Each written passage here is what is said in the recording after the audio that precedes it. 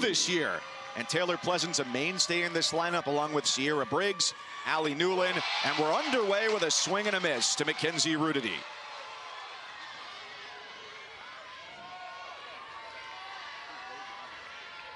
Tigers trying to get back to the World Series for the first time since 2017. Last year, their postseason run cut short against the Louisiana Ragin' Cajuns. 2022 eliminated in 2 games, traveling out to the West Coast in Tempe, Arizona. And this year loaded with experience, 6 graduate students on their roster. And coming off of a tremendous start through the SEC tournament. It went 2-1 there at Auburn and a perfect 3-0 in the Baton Rouge Regional. A win against Jackson State and 2 against Southern Illinois. Kennedy ahead 1-2. And this will be the battle tonight to watch if the LSU hitters can lay off the rise ball out of the zone from Kennedy. You know it's coming. It's just what plane and what count are you locked in and trying to get that pitch down in the zone. That's hit out toward left field. Chan is on the run. She lays out, and it's beyond her reach for a long strike.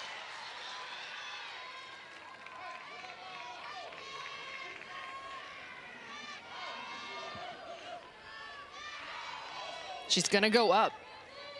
Doesn't have anything that's going to tail down in the zone. No drop spin. If it's low in the zone, it might just be a low rise. You look at the heat map, and it's high. A righty going arm side a lot will go away with, well, a rise ball that she kind of breaks off as a curve. Another time on the 2-2, flared over Kern's glove and into right center field. Mackenzie Rudity with a leadoff single for LSU. What a start. You know the task in front of you, and you have to set the tone to be the leadoff hitter against the best arm in the country, and you get on base, you fight your way for a base hit. That's huge for LSU.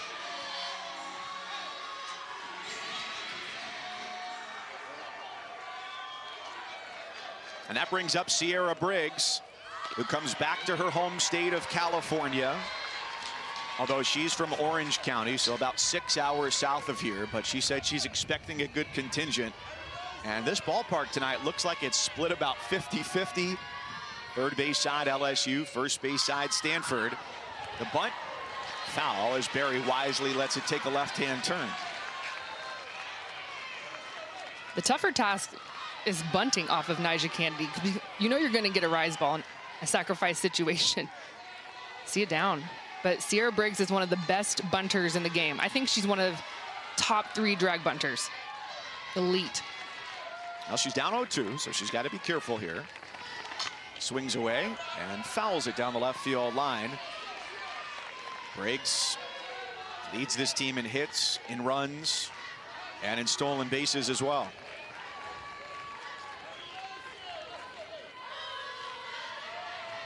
She gets the job done with whatever's asked of her.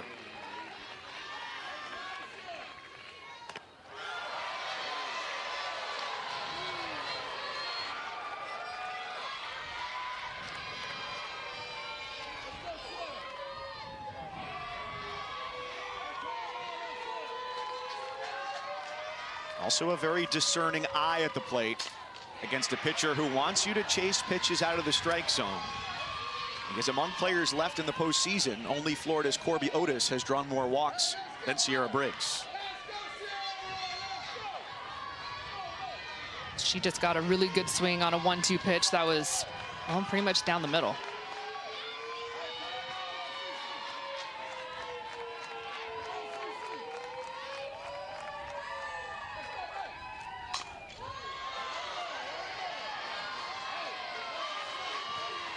She hits .410 on rise balls.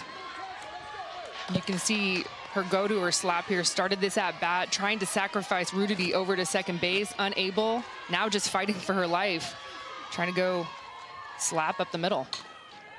Bouncer to short. Mailer bobbles, has no play. First and second as Briggs gets aboard.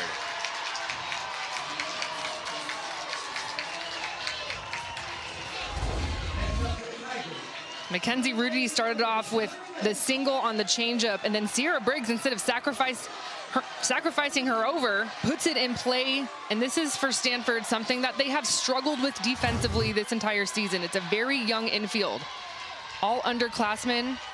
That's a ball that needs to be at least a fielder's choice at second base.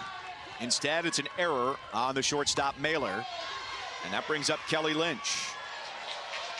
So this is a lineup decision that definitely is an interesting one, because Lynch, two-way player, fewer at-bats than almost anybody in this lineup, save for Madison Manning hitting 8th, who didn't start playing until about a month ago.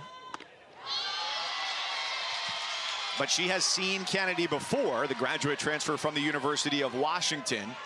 So they were in the Pac-12 together last year, and was the only player last year to hit a home run off of Kennedy, who has given up 6 this year, including 1 last weekend.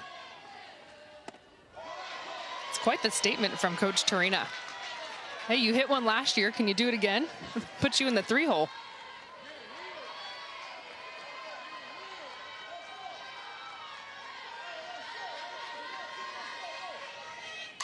And she rips it out toward left. It's down for a base hit. Rudity comes in to score. Stop sign for Briggs at second. And Beth Torina, her choice pays off to put Lynch in the 3rd spot. 1-0 LSU. No one will know your team better than the head coach. Coach Torina says, I'm going to put Kelly Lynch in the 3-hole for the first time for this moment to set the tone for the weekend. She goes up to get that rise ball with ease. Mike, that is 3 quality looks from the offense for LSU. That is a dream start for the Tigers.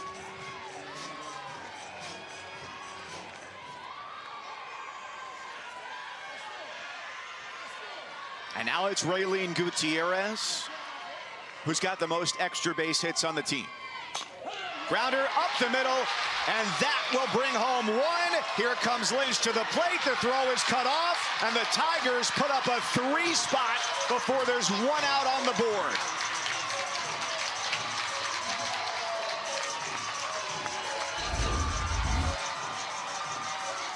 When we were talking to Coach Torina yesterday, she said, we have got to be small to the zone.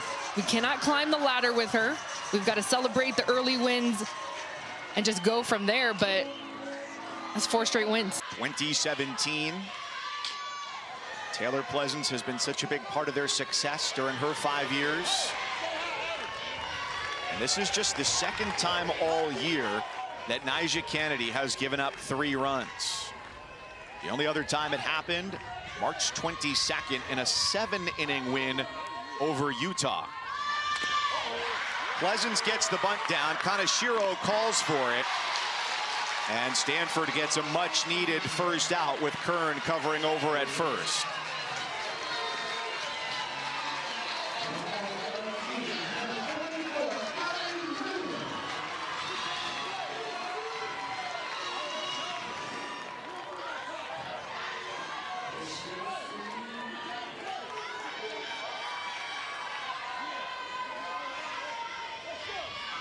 Allie Newland with a big cut. Strike 1 from Kennedy.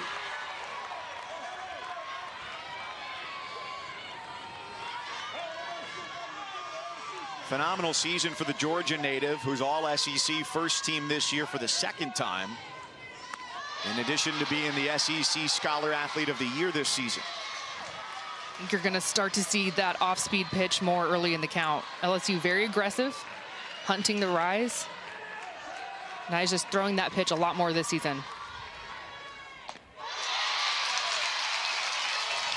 It just makes your next pitch that much more elevated. The velocity, it speeds the eyes up to the hitter. And sometimes she doesn't even need it for a strike. She just needs to show it. The fact that she gets the strike to set this pitch up is everything.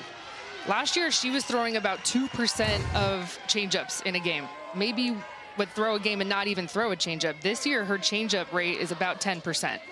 So you see a team that's aggressive early. That's something that they're going to start to mix in early in the at-bats. Fouled back for Macy Bajaron. Sophomore catcher. And talking to Kennedy yesterday, she was talking about working in the changeup more. Like you said, throwing it about 5 times as much this year, lands it for a strike. And she said that the staff said basically don't throw it unless you need it, because their rise ball is so effective, how many swings and misses she gets on that. But here, needing a change of pace, comes back, gets a called third strike. Emily Jones had hit in the 2 spot the most. Ava Gall and Ali Kaneshiro, both double-digit home run hitters this year. So in the context of what these two offenses provide, 3 runs is a huge head start.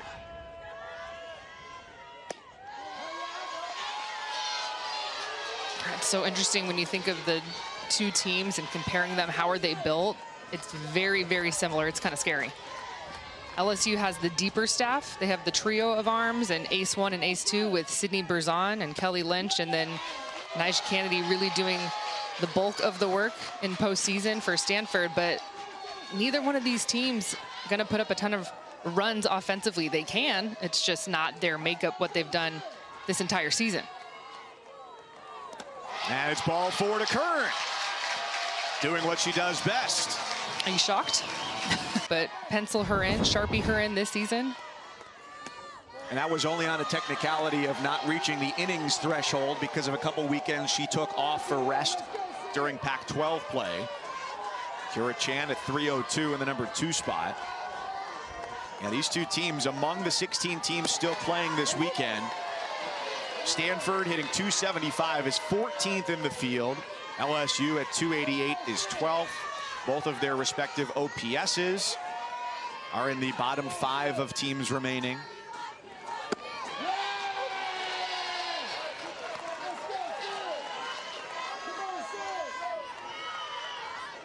But the Stanford offense improved from a year ago. They've doubled their home run number. And OPS almost 70 points higher from a year ago.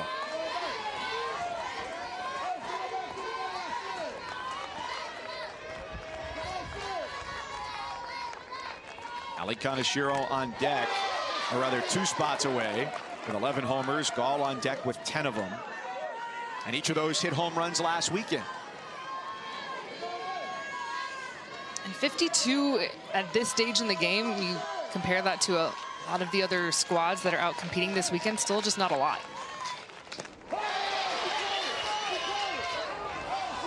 Jan just gets a piece.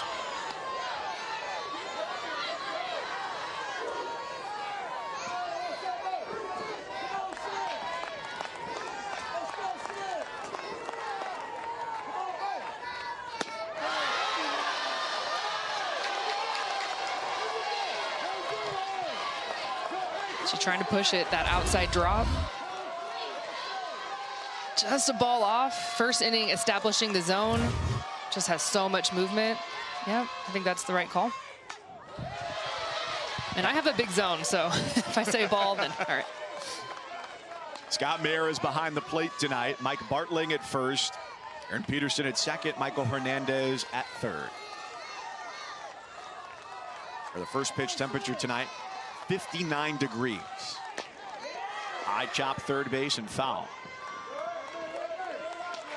I was talking to our colleague Kevin Brown, who was working with Amanda Scarborough in Austin, Texas earlier today. That Aggies Longhorns thriller, a 1-run Texas A&M win. So they snapped a 7-game losing streak there in Austin. 94 degrees during the game. Kevin said, could we trade about 20 degrees each? We go up into the 70s, they go down into the 70s. Nice happy medium. 3-2 is high, ball 4. So Kern walks on 4 pitches. Chan takes ball 4, and the tying run comes to the plate with Ava Gall. Under the aegis of Jessica Allister, the Stanford alum in her 7th season, took them to the World Series last year, a super 2 years ago. Program went 4-68 in the Pac-12 in the 3 years before she arrived. A wizard of getting programs exactly where she wants them to be. Was at Minnesota before coming here. Got them to #1 in the country during her tenure. Ball checks her swing, doesn't hold. And it's quickly 0-2 on the freshman first baseman. Berzon is just going to spread you vertically. You're going to see a lot of drop balls down in the zone, but when she can surprise you with the rise ball upstairs, that's so tough for hitters. Usually hitters are sitting one side of the plate, but when you have to protect low and then your eyeballs look up to protect upstairs, that's when you can really play. That's what they love about her, is the ability to be whatever they need her to be on a given day. It's almost just whiplash. Rise ball here and then drop ball down. It's one thing that Nyjah Kennedy does not have. She's upstairs with the rise, and then she has the off speed. It's also off of her rise. So two pitches that are tunneling in the same way, but nothing that tunnels down. Berzon has both ways. Well, works from behind after back-to-back walks to start.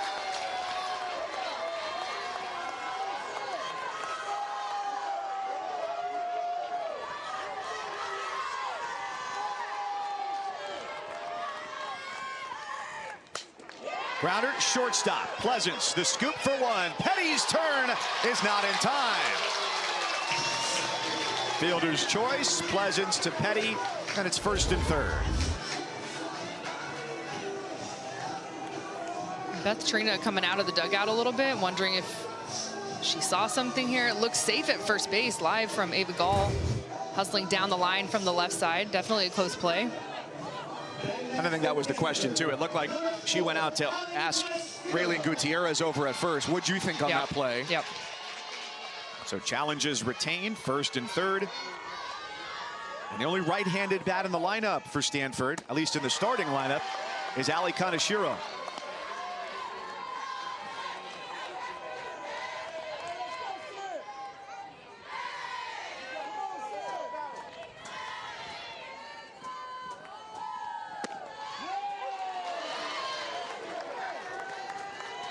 And just like some of the players on the LSU roster, Pleasance, Briggs, this is the last go-around for Kaneshiro as well, as one of these program tone setters. Pleasance lays back on it. The throw is in time to get Kaneshiro, but it scores Kern. So Stanford is on the board. They answer a 3-run top of the first with the RBI ground out. Looks like Coach Allister is going to review this at first base. And she kind of hesitated about it. Was looking over to Coach Merchant at first base going, what do you think? Yeah, should we do it? Okay, let's go. But you're right, it changes the inning.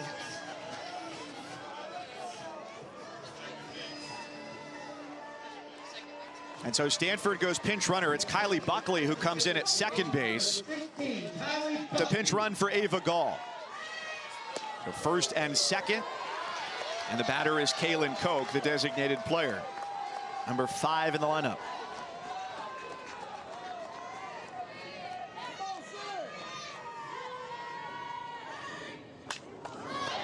Pops it up out of play. 1 ball, 1 strike. Good crowd. A lot of purple. Well, maybe there are 2 fans here who knew something that we didn't know, at least ahead of time. Last weekend, it was Cal State Fullerton, St. Mary's, Mississippi State. But on Saturday, we saw 2 LSU fans in the house. That's how to play again for Koch. It was hard to miss them. They were decked out. Purple and gold. Beth Trina, the Tigers head coach, was really adamant about wanting her team to be home this weekend because of their RPI, because of their strength of schedule. And a razor's edge to decide the 8 seed Stanford staying at home and the number 9 seed LSU. But Stanford knows what that's like. Last year, the number 9 seed, and they had to go on the road for super regionals. And so really the big difference, the committee has so many things to look at, Kenzie, but one of the things they can decide on is what you see at the bottom there, and that's how you finish the season, and Stanford was decidedly better.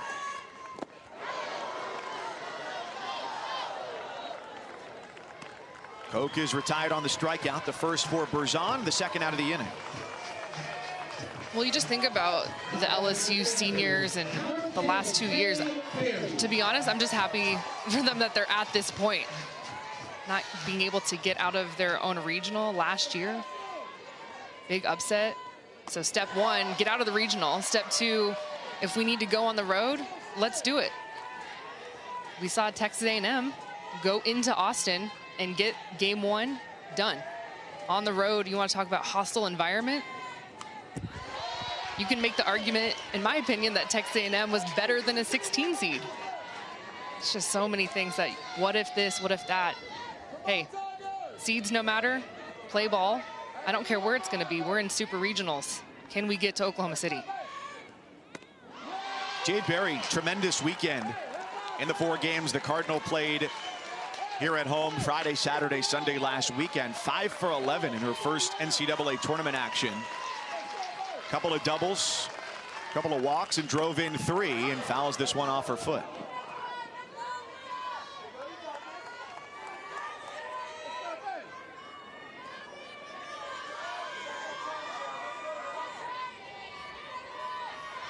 LSU with 3 in the top of the first. Kelly Lynch an RBI double. Raylene Gutierrez an RBI single.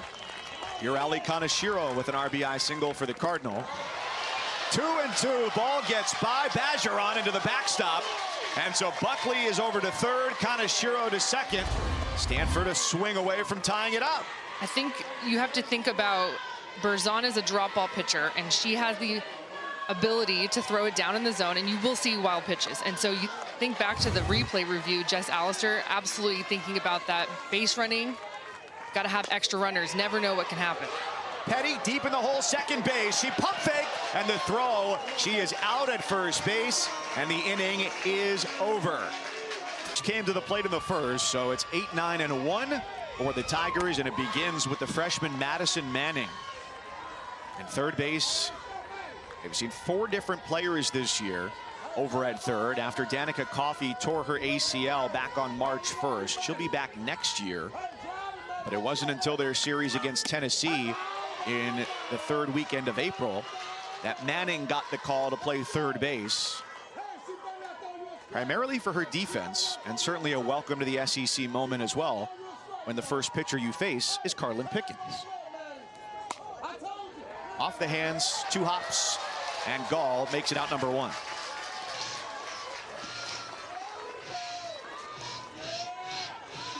So Nigeri Kennedy in the first inning allowed 3 runs for only the 3rd time in her career after last weekend, helping power Stanford here to the 2nd round. Yeah, just what LSU was able to do in the first inning is something that's just simply not done against Nyjah in the circle.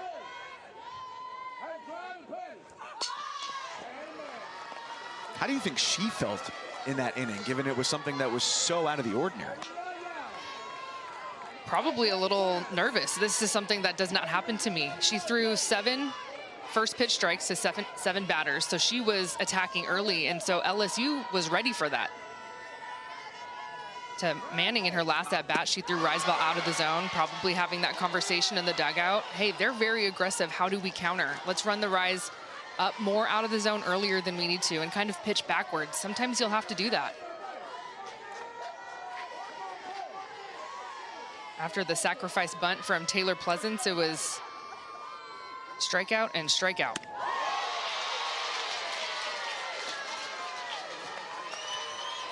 She lands the off speed to get to 1-2. And this is where, as a hitter, you definitely expect Riseball, where she gets a chase out of the zone almost half the time. It's a great take. Especially it's inside too, well located inside and able to lay off for Carly Petty. Now you're right back in the at-bat. Petty, the 2nd-year grad transfer from Oklahoma State. She's trying to get to the World Series for the 3rd time in her career. Swing and a miss as Kennedy goes back upstairs, her 3rd strikeout. I like that Nyjah didn't give up on the Rise, even though she saw the take from Carly Petty, goes right back to it upstairs. It's her bread and butter. That's her best pitch when the at-bat is on the line. Goes upstairs with the Rise, and you can just see the smile there from Petty. Sometimes you just have to shake your head and acknowledge, okay, got my swing off, but that's an elite Rise ball. Back to the top, Mackenzie Rudity, 1 for 1 with a single.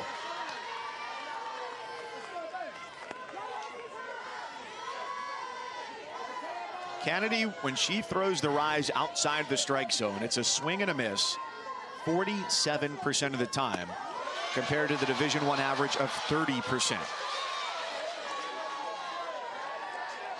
But it's not just the location, it's the velocity too. Average is almost 71, which is in the 98th percentile at the Division I level.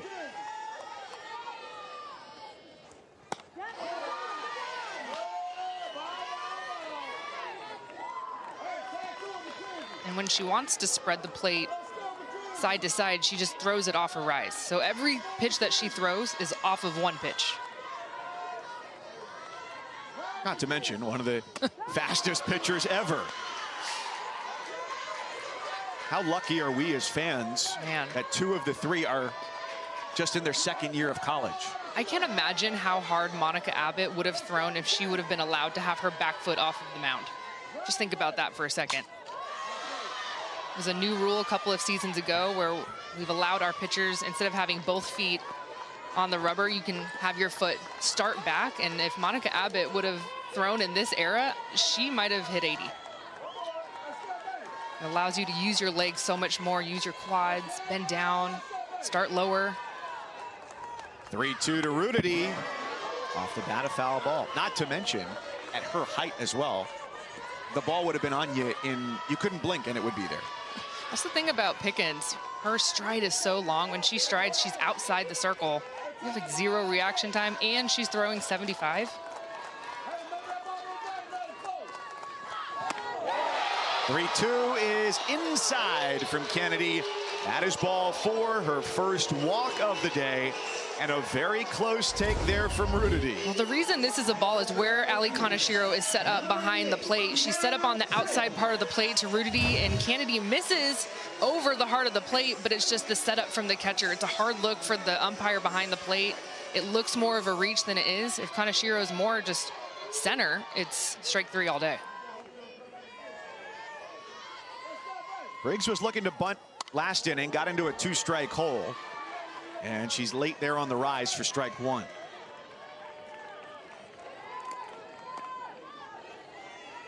Defense, though, knows what to expect with her in the batter's box. She's going to hit the ball on the ground 70% of the time, the highest rate on this team. 0-1 is through the middle, base hit. Briggs aboard for the second time.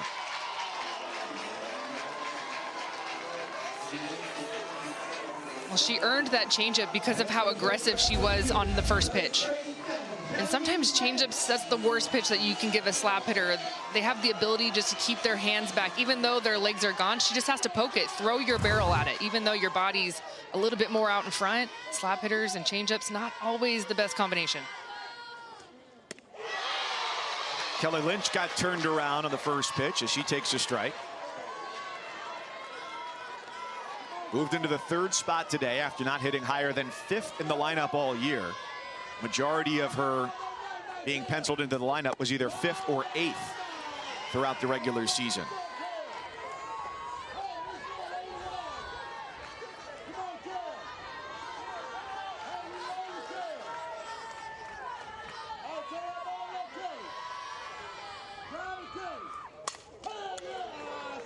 Roll it a mailer. And the second baseman turns shortstop, takes care of it. The inning is over. Kennedy gets another strike. Elena Vaughter in the circle. Vaughter going to South Carolina this year. So it's Kennedy helping propel this pitching staff as they look to get to the World Series for the 4th time. Bottom 3rd of the order, the sophomore River Mailer.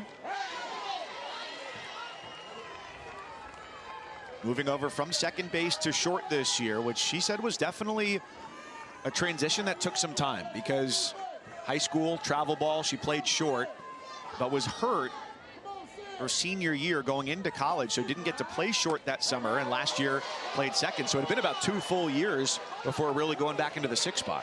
It was just such a veteran squad for Stanford. We graduated 5 seniors, and River Mailer was the one freshman hanging out at second base, surrounded by all the veterans. And so those big faces graduate, and now looking around, River Mailer's going, wait a minute, where did everybody go? Now I have to move over to shortstop, and all of a sudden finds herself in that veteran position as a sophomore. You went to the World Series as a freshman, but all of your seniors graduate, move on, and now you're the one with experience and a bunch of newbies to the left and right of you at shortstop. But how much better could it be than to have a World Series winning shortstop as one of your coaches with Jessica Merchant, who was a starter there under Carol Hutchins at Michigan? River said, I love having Coach Merchant just sit behind me at practice when we're working on defense. She's in my ear and in my pocket trying to help me get better.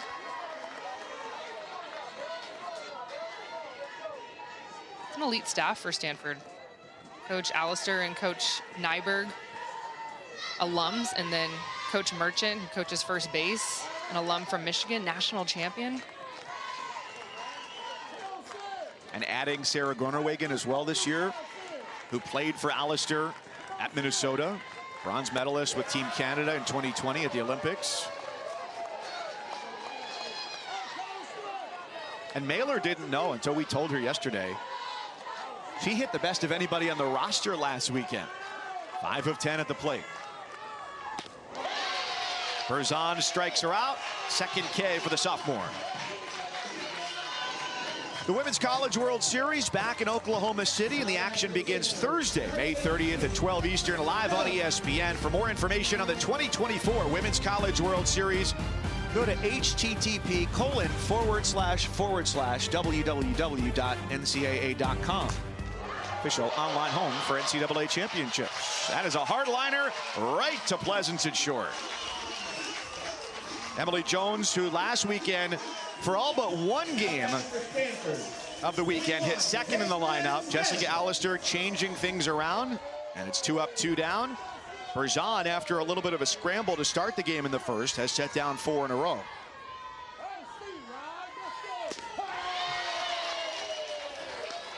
She's popping the mitt right now. Her velocity is sneaky. Effortless. She can touch 70 easily. Talking about Nyjah's speed, 70 plus. Well, Sydney can bring it as well. And ahead 0-2 on Caitlin Lim.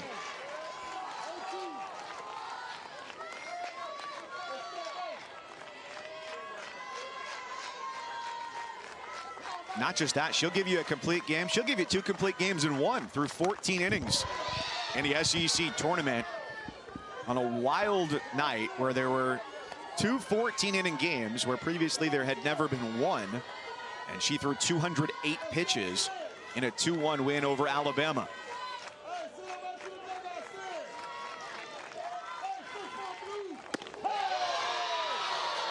So she gets to the SEC network set after the game and goes, yeah, my arm feels fine. A gamer.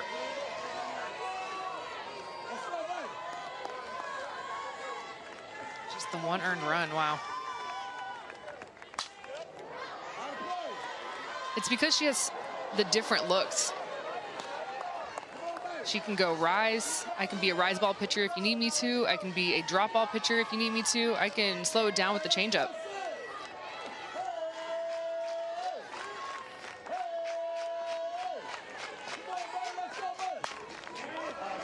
Out toward left, it's Newland on the move, a foul ball. Credit to the hitters, the preparation from these staffs coming into this series.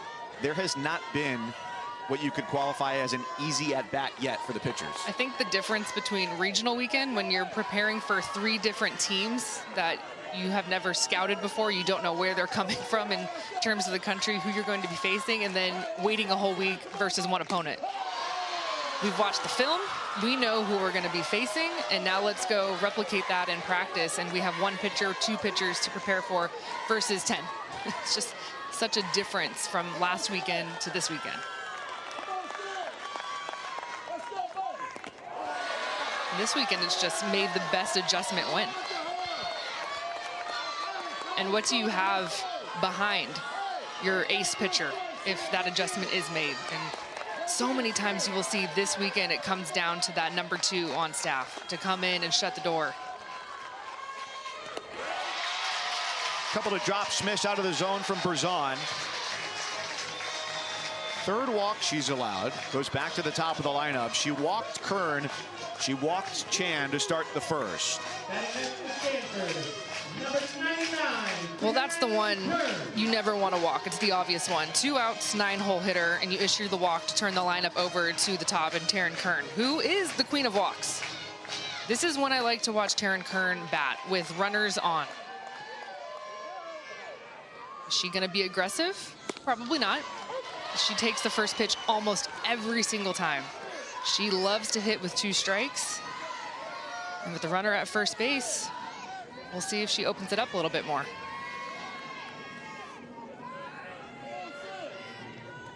And she only swings at pitches outside the strike zone just a little bit under 9% of the time, where the national average is 3 times that.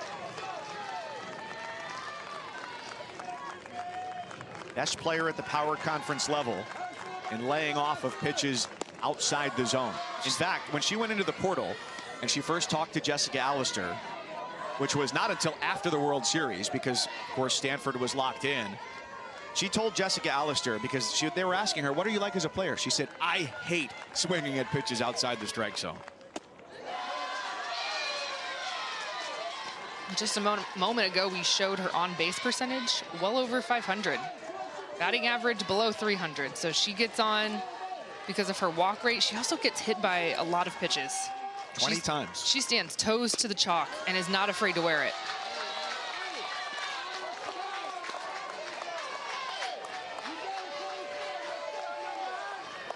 So it's no surprise to anybody that if she's down in the count, she works it to 3-2 with Lim at first and 2 out.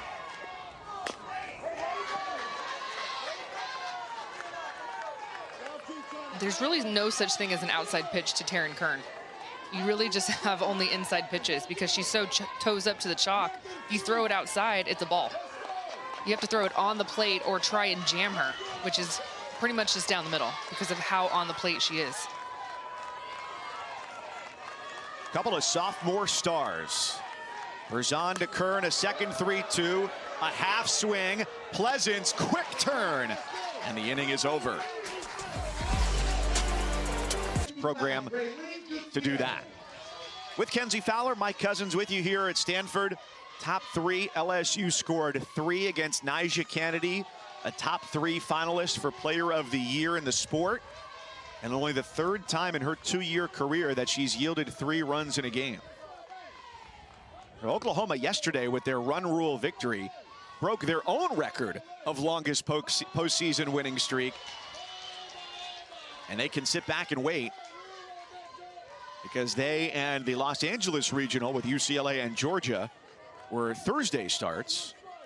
UCLA a winner 8-0 yesterday against the Dogs, and a 2-1 lead in the 3rd right now for the Bruins.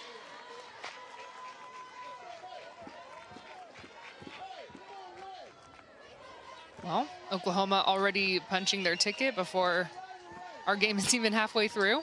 Our first game of the weekend. Of course, they played yesterday, but if anybody's going to do it, of course, it's Oklahoma and that senior class, man. I don't know if we'll see another senior class like the Sooner senior class looking for 4 straight national championships. And the home runs just don't stop off the Sooner bats. Raylene Gutierrez, 3-1 sizzler into center field. And the senior with a leadoff single. She's 2 for 2. Nyjah Kennedy pitched her backwards in that at-bat. First pitch was a changeup, it was a ball, and then she went out of the zone, fell behind 3-1, so then she has to go back into the zone, and Gutierrez is all over it. This is a hitter that if the pitch is in the zone, she doesn't miss. She's sitting on it.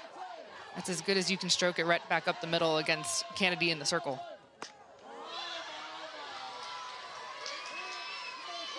No matter how well-versed the team will be scouting report-wise, Beth Torina, the LSU head coach, said things always seem to be a little bit different for Taylor Pleasance. We'll go through, we'll talk about pitch percentages, locations, talk about the heat maps that we showed you earlier for Nyjah Kennedy. And then Taylor Pleasance will step up and things will look totally different. It's a testament to her ability. You look at the batting average. For her standards, it's low, and she will tell you that. It hasn't been her dream season. But she was as confident, as smiling as ever, talking about her teammates lifting her up this year. And with the outfield playing back, she flares it to shallow left in front of Kira Chan. Back-to-back singles, Gutierrez and Pleasance, with the third inning looking a little bit like the first. Little flare shot here, jammed up. Nyjah throwing 70 miles an hour, a big swing from Pleasance, and this is the result. Any other pitcher, that's going to be a pop-up to the shortstop, but because of the velocity that Nyjah gives in to the hitters, it finds itself in the grass.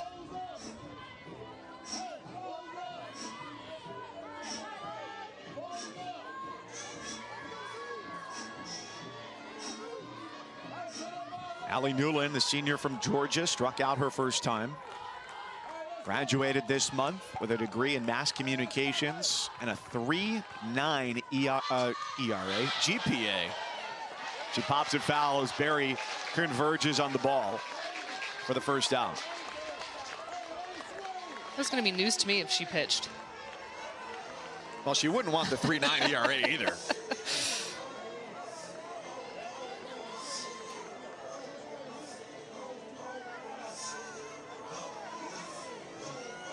Nyjah Kennedy going over and swapping out her pitch comm device. As Macy Bergeron gets ready to come up, 0 for 1 with a strikeout.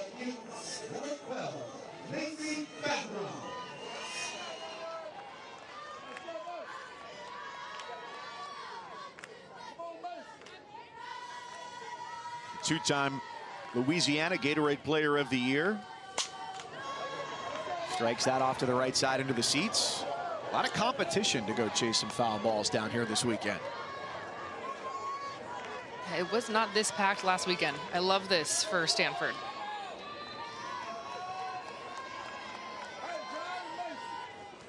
Such a great atmosphere in what is the final iteration of this stadium. Next year, it's going to be undergoing renovation. Stanford will be on track for 2026 to have what will be, I think it's very safe to say, one of, if not the best stadiums in the country. Pictures aren't public yet, but you and I got a look at what the renderings are going to look like yesterday. And as soon as this weekend wraps up, fences are going up and construction is starting. And so the plan for next year is for Stanford to play in the football stadium. And Jessica Allister said this to us yesterday: how many schools, especially with one that has as many sports to support as Stanford does, and do it at a championship level, would give up some football space for the softball team? And they're going to do it, from what she said, in a way that will make this a phenomenal place to play while this space gets renovated. I don't know if that's ever been done. If it has, someone let me know, but they're going to skin an infield, put up a padded fence, dugouts, the whole thing in the football stadium after the season is over for the football team. Swing and a miss. Kennedy changes speeds and fools Bergeron, her fourth strikeout of the night.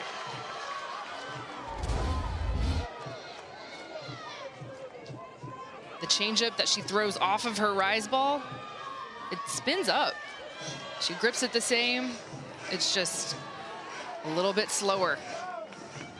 And you're sitting rise. You're always sitting rise with Nyjah. You can never sit change. If you sit change and she throws you a rise ball, you are done for. You have to look at the hard stuff first. So you see the spin coming in and it's slower. It's just hard to do. Pinch hitter here is Hannah Carson, replacing the freshman Madison Manning, who had grounded out. With Beth Torina sensing an opportunity to put some more runs on the board. The second-year graduate transfer from Michigan. 4 years with the Wolverines. A 24-year-old with a 1-0 count. Bouncer to Mailer, who waits back on it, and her toss to second just ahead of Pleasant's dive. The inning is over. Kennedy gets another strikeout. 5. Host teams, as Stanford is, go on to the World Series 74% of the time. First pitch swinging, and it's a ground out to second base for Kira Chan. And the teams that win Game 1 go on to the World Series 81% of the time. So last year, for example, 7 of the 8 hosts went to Oklahoma City. And the team that disrupted that number, the Stanford Cardinal, as they went to Durham, North Carolina, and beat Duke in 2 games. But Duke today, on the road, Columbia, Missouri, the 10th seeded Blue Devils, a 6-3 win over the Tigers, their first super regional win, as they're in supers for the 3rd straight year. Great relief from Cassidy Curd for 5 1/3 in that game. That's right to Pleasance, who gobbles it up, and Gutierrez holds the bag. How aggressive are these hitters, the offenses, both LSU and Stanford? Everybody's just swinging first pitch, and to me that says elite pitching. It's in the scouting report. You don't want to face Sidney Brazan or Nyjah Kennedy with 2 strikes. So how do you counter that? You're going to get your best look at the first pitch in your at-bat. Jessica Allister will join us shortly.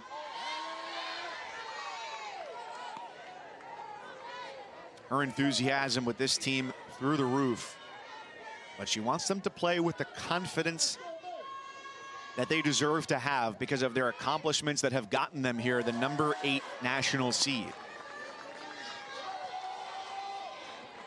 Fascinating conversation talking about what it's like to be not just a student, but also an athlete at Stanford. And she said, no matter how good you are, odds are somebody is better than you at whatever it is that you do, which is a humbling experience, but also challenges her players to always work harder. And she's someone that can talk the talk because she has walked the walk. One of the best catchers to ever graduate out of Stanford, and I just love to see an alum show her passion for her school and say, I want to come back. Was the coach at Minnesota. Had that team ranked #1 at one point. So she comes back and you snap your fingers and all of a sudden Stanford is a relevant program again. And it's because of Coach Allister at third base.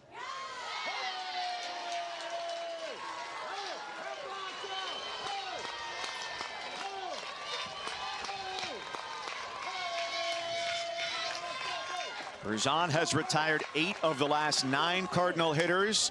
3-2 to Kaneshiro. Backhand Pleasance. A 1-2-3 ground ball inning. 3 in the books. 3-1 LSU. And Jessica Allister joins us. Anything, I think, you know, we're just kind of settling into the game and figuring out the zone, figuring out the hitter's approach, and trusting our stuff and going at them. So, you know, I think she's doing a good job of getting us back in the dugout. I think we're doing a good job of getting the barrel on the ball. There's a lot of game left. Coach, your hitters are very aggressive on the first couple of pitches. Maybe everyone except for Taryn. We know that she will see a lot of pitches, but just take us into the scouting there. Yeah, we're trying to get a good pitch to hit. Obviously, Brazan's a really good pitcher. And if we let her get away with getting the ball over the plate and then are forced to chase a little bit, it's going to be a long night. So I think they're doing a pretty good job of getting them pitch to hit and getting their barrel to the ball. Jessica Allister, thank you so much. Thank you.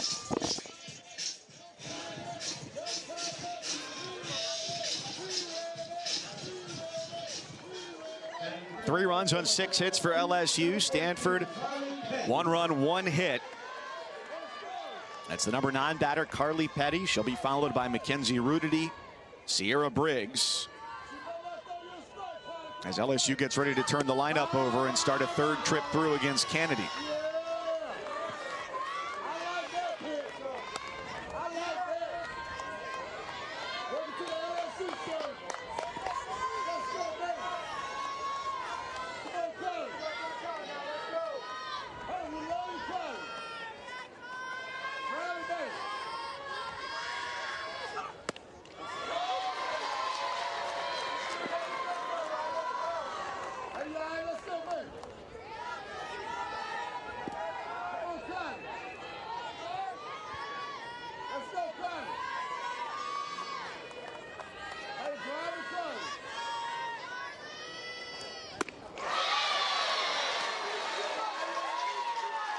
She wants to dial it up a little bit. Kennedy can really bring the heat. It's pretty much as low as her rise can go. Now she has the ability to go upstairs. Or slow it down. Either way, 5th strikeout. She talked about her changeup development this year, and she feels as confident in that pitch as she does her rise ball, which is not what happened a season ago. It's not the way that she would get her outs last year. She said she's always wanted a good changeup, and it's been a priority in the off season. It's paying off this season. Rudity left field, base hit. They have not retired her yet. 2 singles and a walk for Rudity. Nyjah Kennedy has dominated the bottom half of the lineup for LSU. The top half has given her fits. It's been Rudity at the top, Sierra Briggs, Kelly Lynch, and then Raylene Gutierrez. All the hits have come 1 through 5 in the lineup. Briggs reached on an error by Mailer at short and singled up the middle.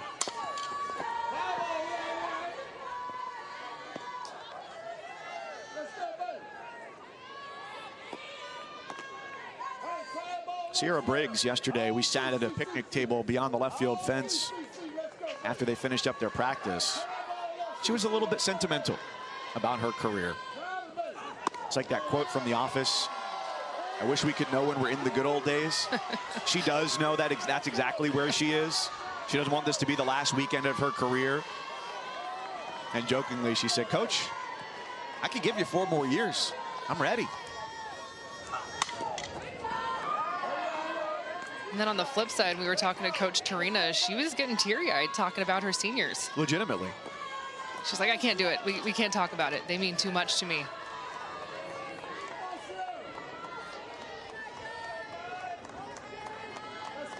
The former Florida pitcher, Beth Tarina. Former walk-on, as a matter of fact.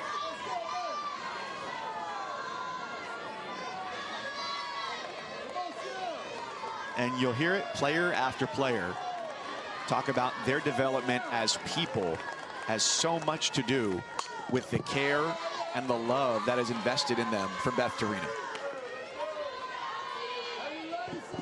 And one thing talking to both coaches on the field that just came out was Coach Allister and Coach Tarina just exuding so much care for these women on their teams, of course, on the field, but also off the field. So Kennedy goes off speed for back-to-back strikeouts. She lulls the hitters into a 2-strike count and then has her way, her 6th strikeout. It's a good sign for Nyjah. LSU trying to put together the inning they put together in the first when Mackenzie Rudy had a base hit. Sierra Briggs followed. And Kelly Lynch goes after the first pitch. After she doubled against Kennedy her first time up, Kennedy has gotten her to ground out the last 2. And the top of this lineup has come through in a major way as Stanford now comes up and a first pitch swing, fly ball right field. Kaylin Koch hits it right at Mackenzie Rudity, who has to go back a few steps. The aggression early in the count just continues.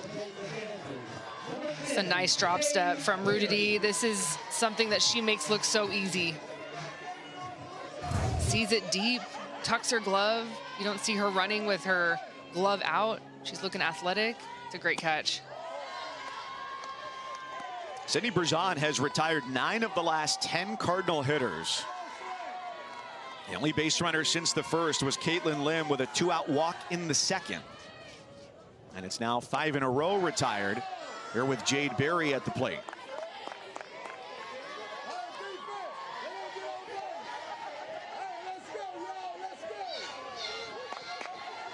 Jade Berry is going to be another cornerstone of this program for years to come.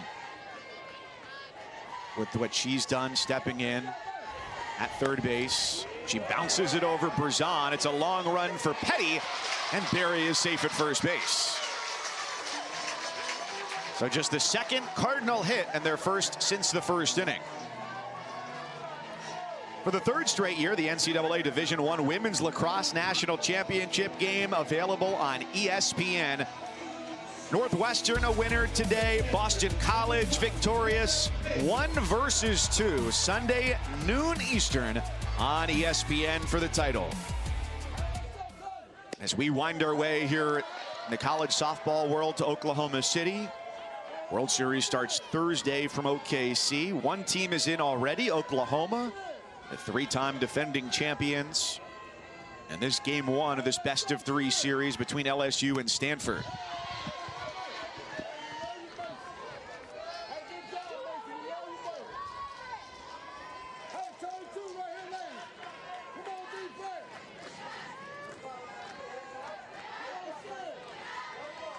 And we'll get some insight from Beth Torina.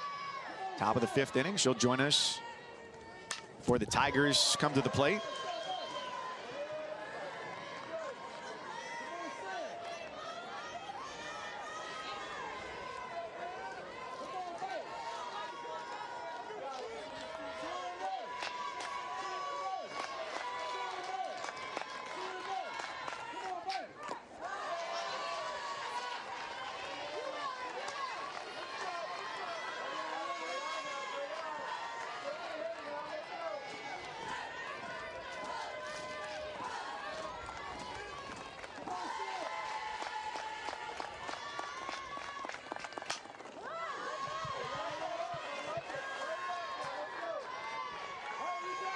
It's a tough task for Berzon, the righty. You look at the lineup for Stanford, only one right-handed hitter. And lefties are just harder to put away. It's just a fact. They're shorter to the ball. Stanford has a couple of slap hitters, but the majority of them swing away. 14 of the 18 in starting lineups hit from the left-hand side. And it's interesting because these staffs, we don't have a lefty in the circles. So you have a righty going against all these left-handed hitters. Righties like to face righties. You look at Nyjah Kennedy's batting average, lefty versus righty, it's completely different. It's a cold third strike. That sends Mailer back to the dugout. Goes to the change. She needed it. Hadn't shown it. Gotta use it. A little bit off speed there with the curve. It's an off-speed pitch. It's an off-speed curveball.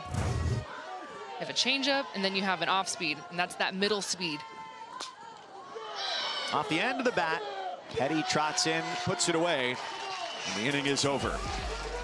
Jade Berry with Stanford's first hit since the first, but Berzon quickly gets out of it. Her head coach, Beth Torina, for the first. I just felt like our team came out prepared. They were ready. They were excited. So I had a feeling there was probably a stat like that was going to come up at some point because she's so incredibly talented. So I knew it had to be a rare occasion for that to happen. Well, Coach, take me through putting Kelly Lynch in the 3-hole. You haven't done that all year. Why do it now? Well, just thought she was a good matchup. Just her swing plane and the things she does. I thought she was a good matchup. She's also the one person on the team we knew had seen her before, being a transfer from the pack. We knew she'd seen her before and had some experience. So we're big believers in Kelly Lynch, big Kelly Lynch fans over here. So we think she's going to, do it all. We appreciate it, Beth. Thank you. Thank you.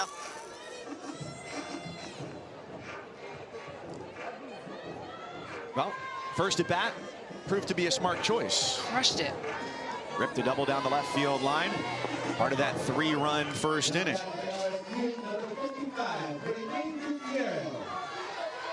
Raylene Gutierrez leads off for LSU here on the top of the 5th.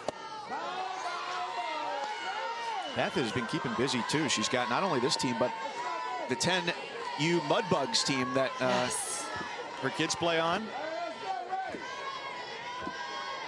Boy, it sounds like there's no rest in the Torina household between gymnastics and youth softball. And, oh, by the way, the LSU Tigers. Yeah, shout out to the Mudbugs. That is the best team name I've ever heard. Their colors are purple and teal. And Coach Torina made the team so that way she could kind of control the schedule and make sure things were working with her life for her daughter's lives. There's nothing like 10U softball, let me tell you. Say more. There's so much going on, it's chaotic. The best cheers come out of 10U softball. Not even close. I have a lot of questions. I'm not sure we have enough time for all the answers. Give a whole presentation on what 10U softball is all about. Mike Cousins, Kenzie Fowler, the two-time All-American pitcher at the University of Arizona, here with you at Stanford. 3-2 to Gutierrez. It's probably so refreshing for her to have that, watch her daughters play 10U. It's the same sport, and when you're playing 10U, you are playing for the love of the game. So many of the youngsters are playing different sports at that time, so you're not a specialized athlete at all. You're just out there playing softball because it sounds fun. You watch it on TV. Yeah, let's play some softball. What should we call our team? Shallow right center field. Gutierrez deposits that in front of Lim for a leadoff single, and Gutierrez is 3 for 3. So no doubt, Taryn Tatum Tenley in the Torina household will be happy with the outcome of that at bat for Gutierrez. I don't know if I've ever seen a hitter looked as dialed in and as comfortable as Raylene Gutierrez has tonight against Nyjah Kennedy. I just don't think I've seen it. I've seen good at-bats. I've seen home runs. We saw Sierra Sacco had a solo shot against Nyjah last weekend, but consistently 3 at-bats in a row where you're seeing multiple pitches, fouling off the right stuff, swinging at the strikes in the zone, and then coming up with 3 hits. That is so hard to do. Maya Townsend comes in as a pinch runner at first base, spelling Gutierrez with Taylor Pleasance up.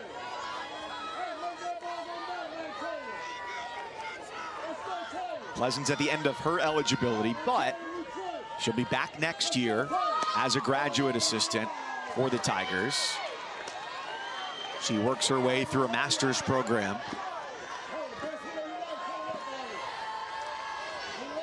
And this summer, she's going to play for Team USA in Japan for the All-Star Series, working her way through a master's in kinesiology. The goal for Pleasance, still 4 years out, although a lot of work to be done before that to play representing the United States in the Olympics in Los Angeles in 2028. Her and Nyjah were teammates last summer with Team USA.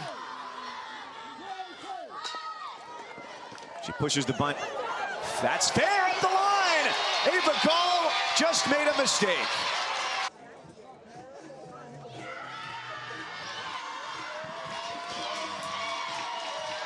So Taylor Pleasance stays safe at first base. Well, if anything, that challenge does is maybe just calm the momentum down for a second. So I think that's a smart review. If you feel like you have a chance at it, okay, burn your second review. But to me, if Taylor Pleasance is safe there and you just let the momentum keep turning, I get it. I get the challenge.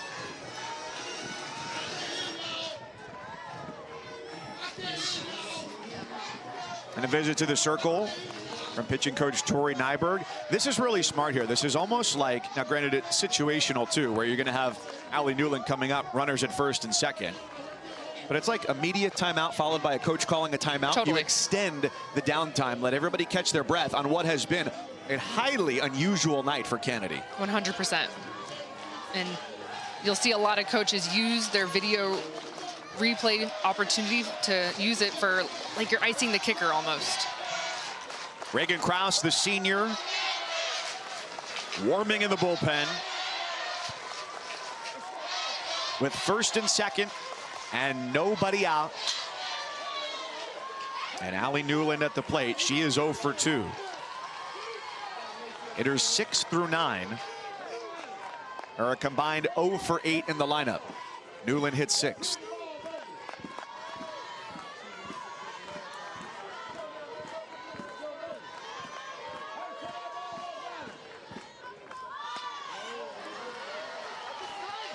I was really surprised to see Newland swinging away first pitch. No outs, going to the sacrifice there after swinging and fouling it off. First pitch at the at-bat. I would go sacrifice again here.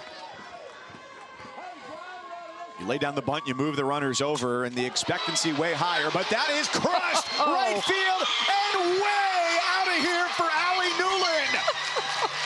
She breaks it open here in the 5th with a 3-run bomb to right field, and LSU has a 6-1 lead. An absolutely unprecedented night against Nyjah Kennedy.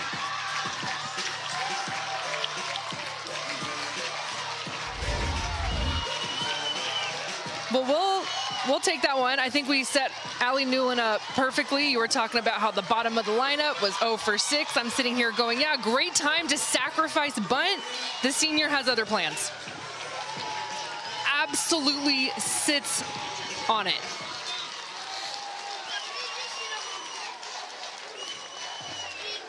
They know on the team, and Reagan Krause is one of them. Without a doubt, the team leader.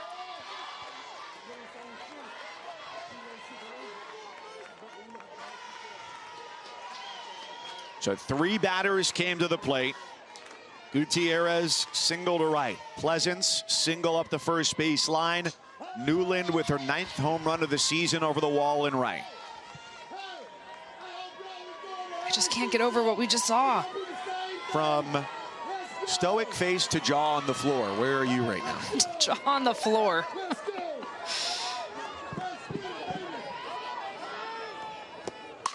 And this is given a ride out to left, and it is out of here. Back-to-back home runs. Macy Bergeron goes deep out to left. 7-1 LSU. It is a Bayou Bengal bonanza here in Stanford.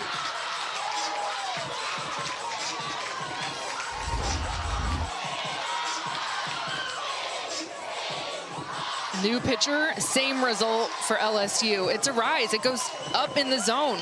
Krause is usually lower in the zone. Yesterday when we were talking to Coach Tarina, the main thing that I took away from our almost hour-long conversation with LSU, the players, the coaches, is how hungry this team is to get to Oklahoma City. It is a very veteran squad. We know the senior class that they have. They also have a lot of juniors, and they have been on the wrong side of things the last couple of years. This is a team that is coming out with a statement. We want to make it to Oklahoma City. They're swinging for that right now.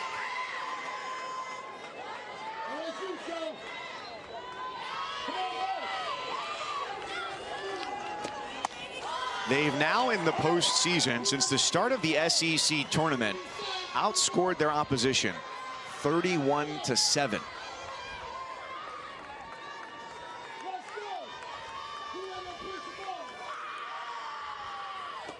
And the offense is coming to life here late in the season. In the regional final against Southern Illinois last Sunday, 9-0 win in 5 innings was their highest scoring game of the year. And they matched their season high with 3 homers. And here tonight they've got 2 in back-to-back fashion. And they count 3-1 for Madison Manning with her 2nd plate appearance of the night. A pinch hit for her in the 3rd.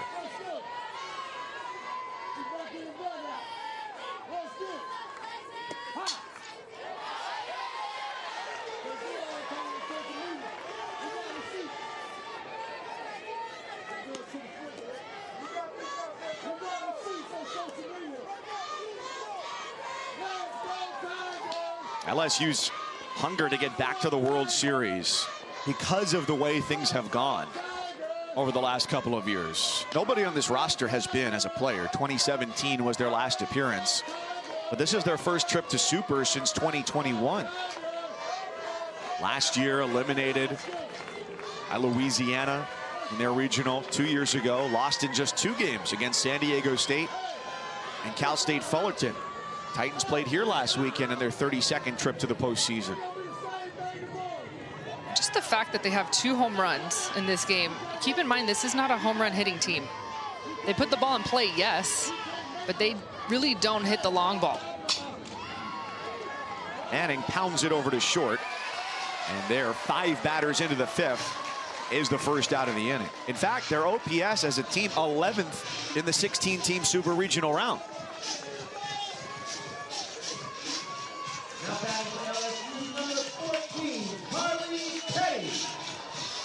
Carly Petty 0 for 2, couple of strikeouts.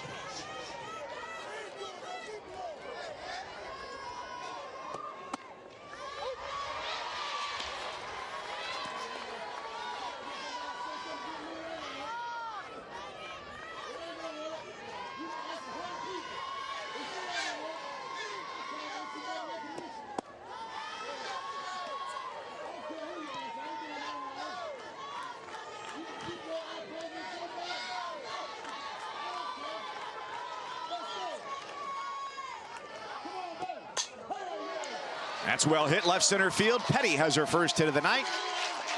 A 1-out single. So What do we say? 6 through 9 in the lineup. We're 0 for 8, and now they're 3 for 4 here in this inning. Oh, Allie Newland hurt us. Said, never mind. Let me just flip that real quick. 5 hits in 6 batters for LSU in this 5th. And Mackenzie Urruti yet to be retired. 2 for 2 with a walk. Now, Kenzie, you and I were here last weekend, and you go into Sunday, there's going to be one team that needs 1 win to go to Supers, one team that needs 2. Last weekend, the latter team was Cal State Fullerton going up against Stanford. Chopper up the middle, it's Mailer, it gets past her into center field, and a single for Urruti. In that game where Cal State Fullerton needed to win 2, they got the first one. Final score in that game, 8-1 in favor of the Titans. Looking eerily similar to last weekend on that Sunday, the regional final day for Stanford. But what did they do? They came back and they won. We were talking to Coach Allister about that, and, you know, she kind of recognized the fact that maybe her team was a little tense. She said, we're a business-like type of team, but I would like them to be a little bit looser. And so if you can put up a couple of runs, I'm not asking LSU to put up 7. They put up 3 in the first, but if you can put up a couple of runs against Stanford and kind of press that issue a little bit, who knows what can happen. And in that second to last game, the penultimate outing, the start went to Reagan Krause. Jessica Allister said, even though it didn't go well, I would do the same thing again, because she has been not only a leader in the clubhouse, but a leader in the circle, and a 20-game winner this year, and there are not a lot of those left in the postseason.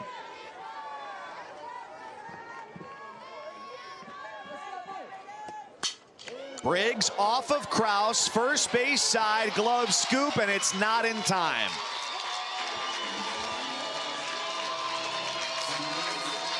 And Briggs is aboard. Bases are loaded. For LSU right now, you're looking for 2. That's your magic number, 2 runs.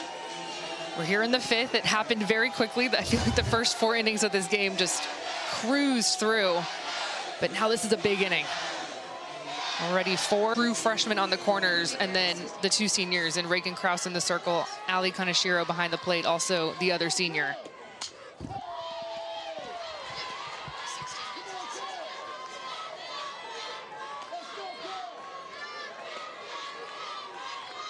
Lynch is the 9th batter of the inning.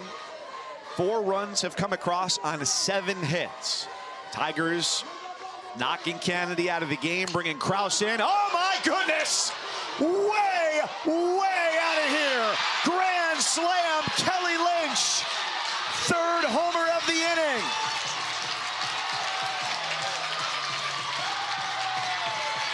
Grand slam for LSU. Number 37, Kelly Lynch.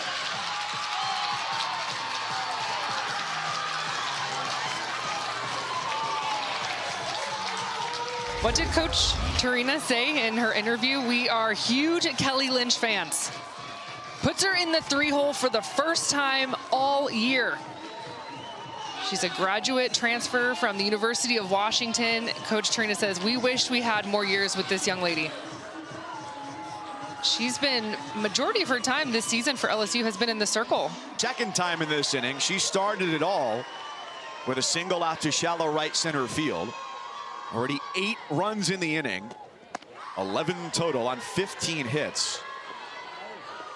LSU says we've got the formula down. Our preparation, our scouting report was right on against the best pitcher in the country. And Stanford thinks, well, we've got the best pitcher in the country, and there's no way you're going to do that to her again. Yeah, film goes both ways. So guarantee you that Stanford and Nyjah, Coach Nyberg, will be watching this film. You've got to break it down. You've got to take a look. What went wrong? And I guarantee you Coach Tarina's phone is about to be lit up after this game. Tell us your secrets, please. How are you doing this?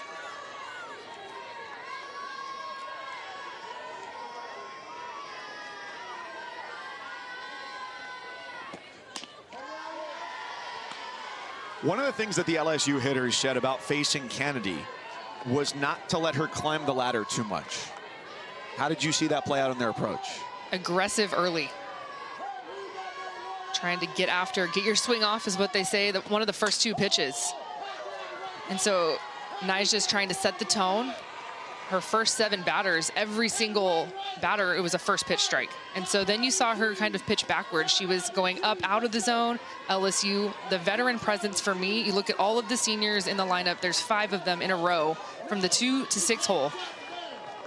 And they were very calm. They took the pitches where Nyjah was trying to pitch backwards, recognizing the aggressiveness, and then fell behind, got into a hitter's count, and it just got worse from there. Gall keeps it in front of her, retires Gutierrez, second out of the inning. Going up against Kylie Chung, who of the 4 pitchers to work innings this year, she threw the fewest. That's just her 30th inning of the year, getting that out there. What makes Stanford a great unit is you can ask any player up and down the roster, because Chung did not play last weekend in their 4 regional games. And one of the questions I always like to ask is, well, who's somebody on your team who doesn't get enough credit?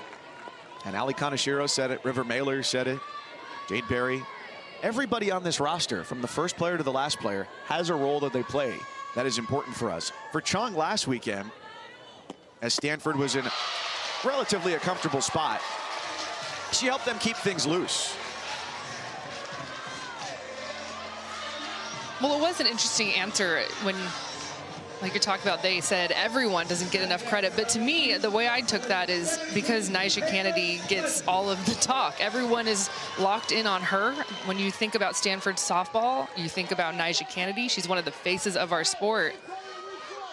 And so I feel like the rest of the team was like, hey, we deserve some credit too. But to be clear, it's going to go through her arm. She's going to have to rebound tomorrow. She will get the start. She will get the ball. She will have to face this lineup again and make adjustments.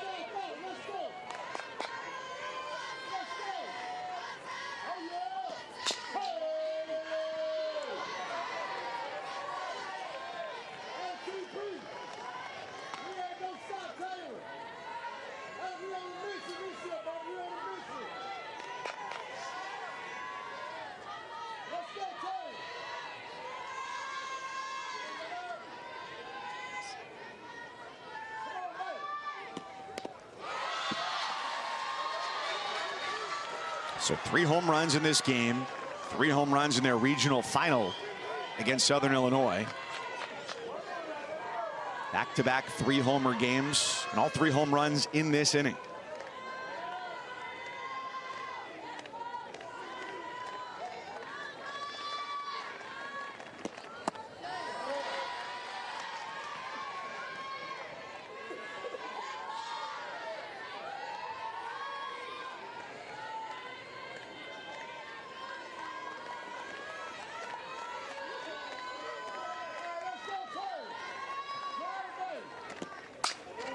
Pleasance turns on that, bounces into the corner. Lim takes the carom off the wall, and Taylor Pleasance has a 2-out double.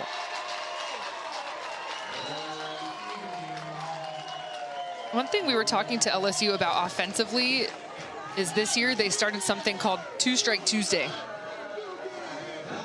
And on Tuesday, all of their reps offensively, whether it's in the cage on a tee or it's on the field on BP, your approach is with 2 strikes. And so I talked about how they are not a home run hitting team. But to me, in postseason, hitting home runs, you're facing Nyjah Kennedy. I know I say that tongue-in-cheek with 3 home runs and looking down here in the 5th, but it's the approach, it's the mindset. You've got to stay short. The home runs will come from that. LSU is not going to the plate with a big leg kick going, we're going to hit this ball 220 dead center. They're going shorten up, barrel to the ball, 2-Strike Tuesday. And then home runs will come. Allie Newland at the plate. As Savannah Bedell pinch runs for Taylor Pleasance out at second with this 11-1 lead. 8 runs across here on the 5th for LSU after 3 in the 1st. And Kylie Chung in the circle, the 3rd pitcher of the inning after it started with Nyjah Kennedy, then Reagan Krause, And that pitch gets away from Chung and off the helmet of Newland. Oof. Hope she's all right.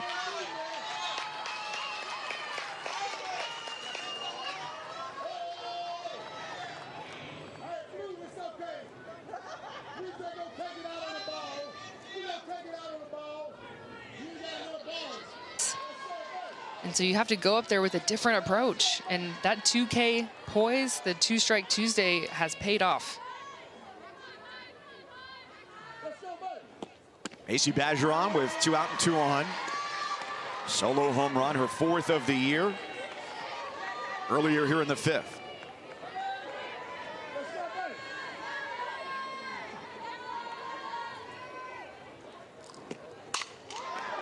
Off of Barry's glove, third base. Mailer takes the carom and turns it into the 3rd out. And immediately LSU wants a challenge. They are not going off the field.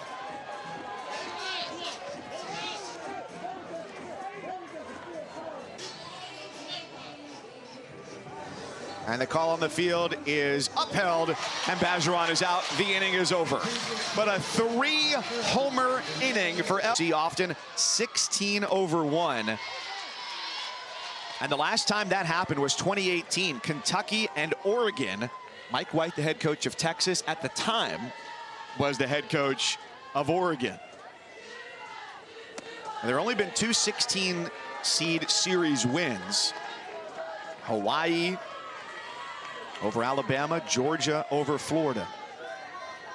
Oof, I will never forget either one of those. Just iconic moments in our sport. I'm not going to bring it up. Our former colleague, Kayla Bro, will not forget either. Now an assistant coach with the Alabama Crimson Tide, who fell late against Tennessee earlier today in Knoxville. Pleasance eaten up by the ball at short, and Lim is aboard safely.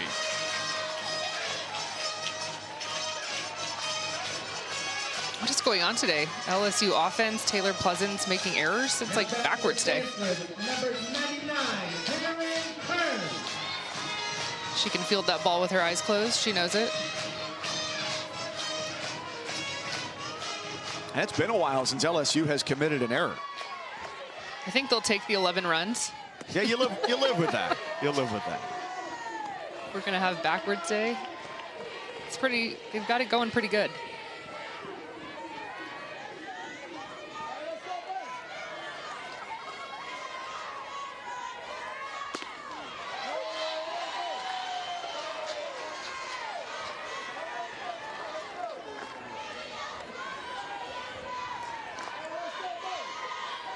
Stanford needs to score at least 3 to send this game to the 6th. Otherwise, a run rule win for LSU here in 5.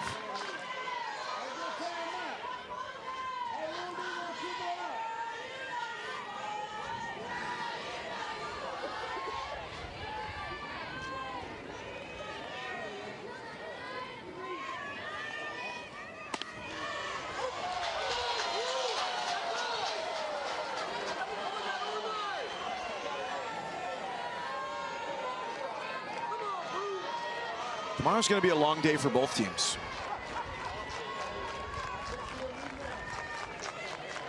Nervous anticipation of what's to come. Kern to second and on to first. Just a hair late as Petty tried to get the double play. For LSU, 2 outs away from the victory. And then there'd be 1 win away from their first trip to the World Series since 2017. Stanford, of course, was there a year ago, the 3rd time in their history.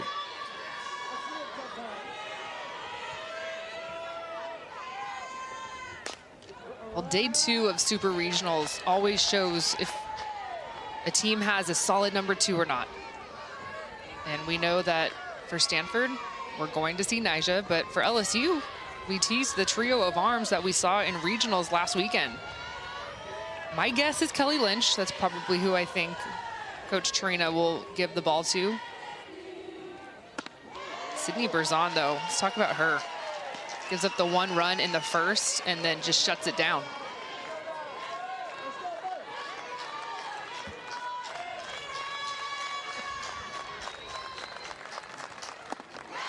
It's hard to say anybody's performance goes under the radar in a game like this. 100% with you. But Sydney Berzon has, because she's just been so quick and efficient with these short 3-4 batter innings. Yep. And then she sits and waits in the dugout as 14 batters come to the plate and score 8 runs in the 5th. This is only her 21st batter of the game. Pitch count is under 100. Seen a lot of ground ball outs using the drop ball down in the zone.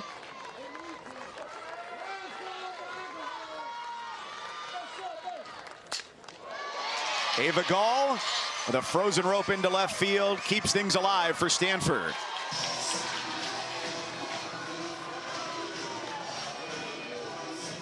Well, maybe there was something in the air tonight for the sophomore from Buffalo, New York, in what's got to be the coldest first pitch temperature of the weekend, registering at 59 degrees. Winter hats, blankets, hoodies all around here at Smith Family Stadium. And just maybe, that's the climate where Sydney Berzon feels most at home. She's well-traveled, grew up in Buffalo, spent her high school years in Tennessee at boarding school, and now plays in the heat and humidity of Baton Rouge. But she still says Buffalo is always going to be home.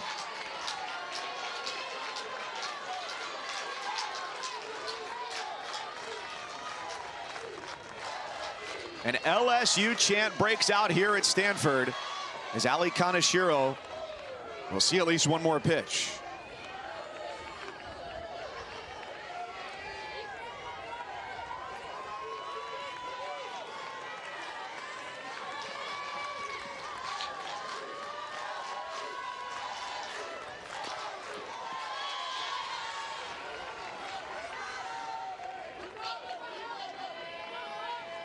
Berzon just makes hitters so uncomfortable when she gets ahead 0-2. That's why we saw Stanford be aggressive all day today, but results were a lot of ground balls to the infield for LSU. Strike 3 called. The ball game is over. LSU with an 11-1 victory over Stanford. And the Tigers are one win away from returning to the World Series for the first time since 2017.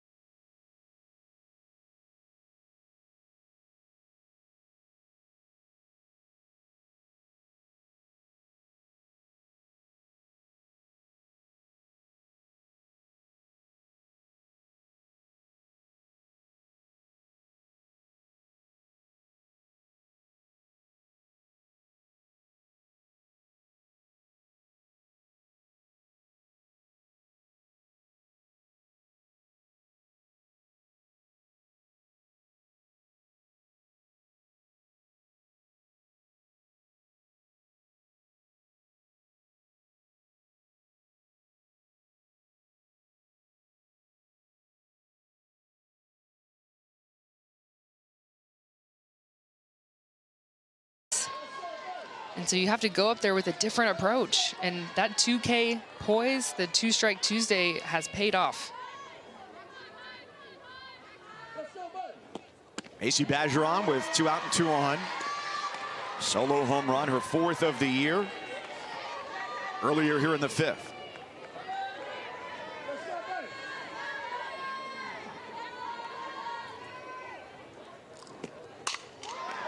Off of Barry's glove, third base. Mailer takes the carom and turns it into the 3rd out. And immediately LSU wants a challenge. They are not going off the field.